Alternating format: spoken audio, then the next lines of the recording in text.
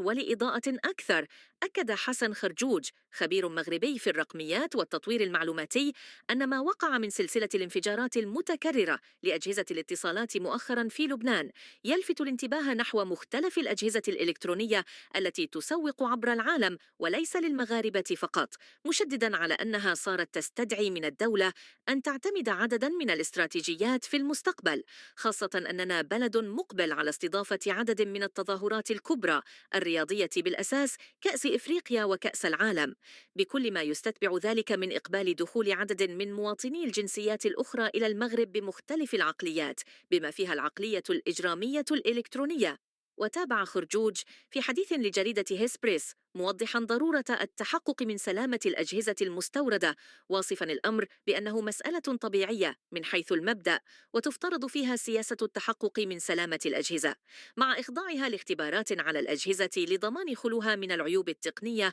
والثغرات الأمنية. ولفت الخبير في التطوير المعلوماتي وهندستها إلى ضرورة أن تضع المملكة المغربية وتلتزم بالمعايير الدولية للأمن السيبراني، خاصا بالذكر في هذا السياق شهادة ISO 17100 لأنها من المعايير الأمنية من أجل حماية المعطيات الشخصية والبيانات عبر العالم، وتتضمن إرشادات كبيرة. وبالنسبة للمعايير أكد أنها يتعين أن تكون كبيرة وعالية جدا من أجل أن نحمي المعطيات الخاصة الشخصية التي تمر عبر الأجهزة، إضافة إلى التشفير وتأمين الاتصالات التي يجب أن تأخذها شركات الاتصال بعين الاعتبار من أجل ضمان أن المكالمات أو الاتصالات خاضعة لمعايير معينة تجعلها في مأمن من الاختراق.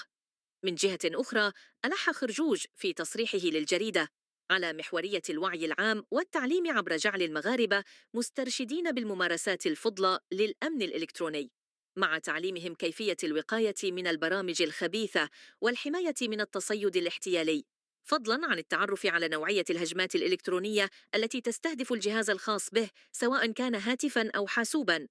ونبه الخبير ذاته إلى أن بعض هذه البرامج الخبيثة أو الفيروسات الرقمية بإمكانها رفع درجة حرارة بطارية الليثيوم وجعلها تنفجر في الجيب، داعيا المغاربة إلى مزيد من الوقاية والحذر واليقظة تجاه البرامج الخبيثة والفيروسات، خاصة حينما يتم تحميل برمجيات أو تطبيقات معينة. ودعا خرجوج إلى تكثيف التعاون الدولي بشكل كبير وتمتينه لمواجهة تنامي التهديدات السيبرانية أو المتصلة بها، خصوصاً عبر شراكات المغرب مع الدول المصنعة والمصدرة للأجهزة الإلكترونية وتبادل الخبرات معهم، لنكون على دراية بهذه التطورات الحاصلة والطارئة في هذا المجال، بالموازاة مع دورات تكوينية متقدمة في تلك الدول.